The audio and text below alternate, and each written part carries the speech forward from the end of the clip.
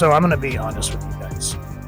I thought that I was done going over movies, primarily because I feel like there's enough people out there to cover films. But this one hit me, and I just got done watching it probably about 15 minutes ago, and I had to talk about it. This is one of those times where you watch the first movie when we've gone over it, and it was good. Don't get me wrong, but I was like, it's kind of original, but not really. Because I mean, if you really think about the plot, it's someone runs into something supernatural. No one believes them. They start feeling like they're crazy, and they'll either like look up information on it, like say the Ring or the Grudge, or no one else will believe them, like Orphan. And that's kind of how I felt about the first one. Don't get me wrong. It was good. It was entertaining. It was suspenseful. Some good little jumps here and there. But I feel like with this film, they took what was good about it and they expounded on it. As where, a lot of times sequels are 99.9% of the time inferior. It's very rare where you'll find a second movie where you are engaged and not realize that you are on the edge of your seat, such as I did with Smile 2. Now, don't expect this review to be coherent or scripted. This is just me literally laying on my fold-out couch just thinking. With the first film, I don't remember the girl's name, the actress that passed on the thing to our main actress. The way she just literally cut her face off, that was intense, and I think that's kind of what put Smile on the map. But from there, it got a little boring because, again, just like with The Grudge or The Ring, etc., so forth, it's the kind of this isolated family. The husband starts to think the wife's crazy and yada yada yada, and he wants to leave her and doesn't support her, and that's happened in just about every horror film from time immemorial. This one, I feel like the actress, she was really really good. I think her name was Naomi Scott. Don't expect me to know names because I'm not that great. I just happened to do a quick Google. She had a lot of charisma and had a relatively decent range. The actress before, I have no idea what her name is now. You guys can go back and watch the other review. She was good, but she just did not have the pull, the draw. And with that said, one thing when I started watching this movie, and then I realized that this Sky character was a pop star, I was like, oh, we got to feel sorry for the poor celebrity. And that's kind of, I think that's what the director was going for. Is thinking, oh, it's a celebrity, why would I care? But it boils down to, essentially, yes, there's horror, boils down to a human interest piece where you feel behind stage, or think of like the roller coaster of actresses and singers and pop stars like Britney Spears or Hilary Duff or Miley Cyrus. And so that, we get that she's a pop star. There's this big concert that she's come back after a huge incident, but essentially she's going back on this kind of coming back strong a year later type tour. She's changed her look. She's clean, sober, because you find out that this incident, this crash, this wreck that she was in killed the person that she was with. Torn through the papers, typical celebrity gossip type stuff. But you come to find out that she didn't come out of it scarred. And Naomi Scott really did a great job of showing the pain that she's going through, and that she's jonesing to want to go back into using. She's trying not to. And then what I also like is the fact that it touches on, and in terms of visual storytelling, because just like with comics and movies, yes, comics have pictures and movies have pictures, obviously.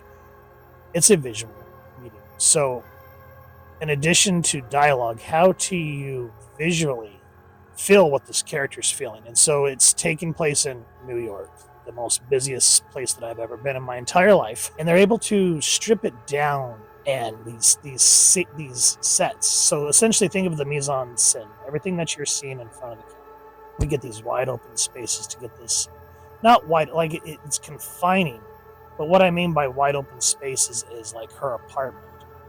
It looks big and luxurious, but at the same time, you get this close horror, isolation, claustrophobic feeling, like everything's coming in around her. And because of this addiction that she's trying to fight, and at the same time trying to manage this horrendous pain that she's going through, is what kind of leads her down the path of coming into the smile entity. I was a little bored at first because it was rough what happens with this guy, but it didn't impact me like the first one did. Maybe it's because we were expecting it. And with that, at first I was like, okay, I'm done. I will admit that the first 20 minutes I was kind of zoning out because I was like, oh, celebrity, who cares? Blah, blah, blah, blah, blah. But after that, oh shit. I like that the director made it a point to kind of have the same beats where this thing wears you down. You can see her decline to madness. But rather than like the first film where the wife was just begging for help from somebody, anybody, this character, Sky, is doing the same thing. But because, and what adds to this isolation is the fact that she is a celebrity. So she can't just go out into the street and talk to Joe Schmo, etc., so forth. She can't go to just like a regular psychologist or what have you, because she's going to end up in the tabloids. So you actually see these very, how did they used to say in my psychology class? The Johari window, where there's like different versions of a person that you will see. You'll see the true self that's hidden from a lot of people. There's a level that I forget, and then there's the stage presence for this exam.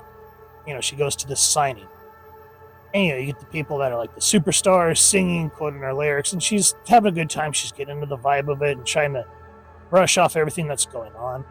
But then we also see the ugly side of the fandom. There's a stalker. And at first, you think that he's going to be the entity screwing with her. But you come to find out that he's just legitimately a creepy stalker. And the scene is very uncomfortable. And you see how it affects her already unstable situation. And how her mom is just kind of saying, are you okay? You need to get back out there. Da-da-da.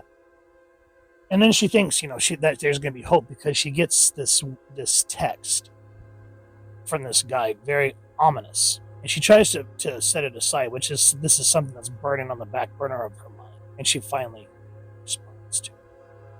And the guy talks about how he's been tracking this entity and how he's found a way to possibly stop him. But he says we have to act soon or else you're going to be too far gone. So the director does a great job of making this a horror film, but also doing a social satire, which may feel a little hard. Don't get me wrong. But it's done in such a way that you actually care about what's going to happen to this character. Because that happens in too many horror films anymore, where you get a room full of people and their personalities just feel like they can be interswappable amongst each other. So you're just like, okay, that's victim A, B, C, and D. And the only characters that get any type of build-up are the ones that are either going to be survivors or close to the end. We're spending so much time with this character in this enclosed situation that we start to feel all these emotions inside her churning, and you start to feel them. I mean, I'm sitting there watching the film, I'm thinking, why do my freaking hands hurt? And I'm actually gripping the chair. It has been a long time since I've done that when I've watched either an intense film or a horror film. And there's a scene where she's doing a charity event. She's trying to get up. She said that she's going to do this pro bono for the kids. And the entity starts messing with her.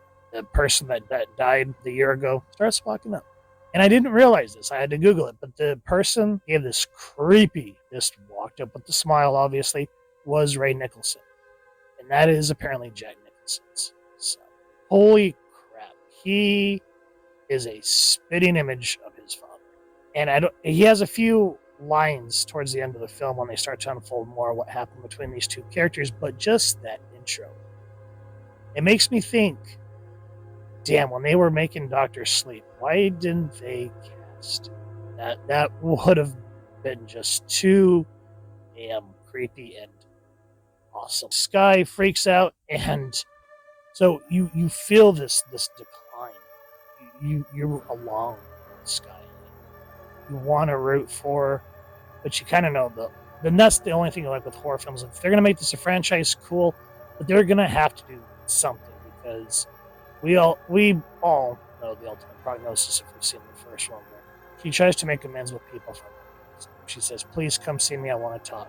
Now, first film, the wife wants to talk to, like, I think it's her therapist or something like that, and they have this full blown conversation.